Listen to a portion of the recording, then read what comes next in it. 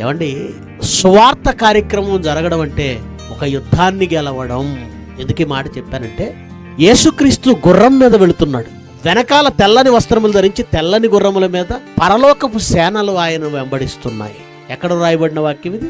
ప్రకటన గ్రంథం 19వ అధ్యాయం 11వ వచనం. మరియు పరలోకము తెరవబడి ఉండుట చూచి తిని, అప్పుడు ఇదిగో తెల్లని గుర్రం ఒకటి కనబడెను. దాని మీద కూర్చుండి ఉన్నవాడు నమ్మకమైన వాడును సత్యవంతుడను నామము గలవాడు. ఆయన నీతిని బట్టి విమర్శ చేయించు యుద్ధము జరిగించుచున్నాడు. ఏం జరిగించుతున్నాడు? యేసు ప్రభు యుద్ధం జరిగించాడా ఎక్కడైనా? యేసు ప్రభు గురించి కదా ఇక్కడ. సత్యవంతుడను నామము ఎవరికి ఉందండి? సత్యమును నామము. నేనే మార్గము, సత్యము, జీవము. సత్యవంతుడనే నామం ఎవరిది? యేసుక్రీస్తుది. యేసుక్రీస్తు యుద్ధం జరిగించుచున్నాడా? నా ప్రశ్న. ఏ రాజ్యంతో? అమెరికాతోనా, రష్యాతోనా, చైనాతోనా? అపవాదితో, వారి సైన్యాలతో.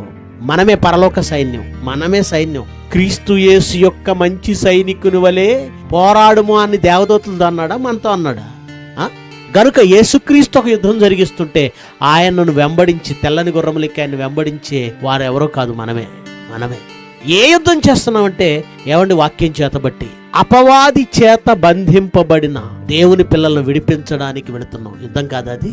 ఒకనాడు అబ్రహాము లోతు పిల్లలను గాని 5 రాజులు వాళ్ళు సొదొమ గొమొర్రాల మీద దాడి చేసి చెరపట్టుకొని పోతుంటే అబ్రహాము తన వాళ్ళని 300 మందిని అలవర్చబడిన వారిని తీసుకొని యుద్ధం చేశాడు. దేని కొరకు యుద్ధం చేశాడు? వాళ్ళ రాజ్యం కొరకు కాదు, వాళ్ళ ఆస్తుల కొరకు కాదు. దేవుని పిల్లలుగా ఉన్న దేవుని కుటుంబం, లోతు బంధింపబడిన వారిని విడిపించడానికి ఆనాడు అబ్రహాము యుద్ధం చేస్తే పాపమనే బంధకాలలో బంధించి దేవుని పిల్లలను చెరపట్టింది అపవాది. వాడితో యుద్ధం చేస్తున్నాం మనం. వాడి రాజ్యంపై యుద్ధం ప్రకటిస్తున్నాం.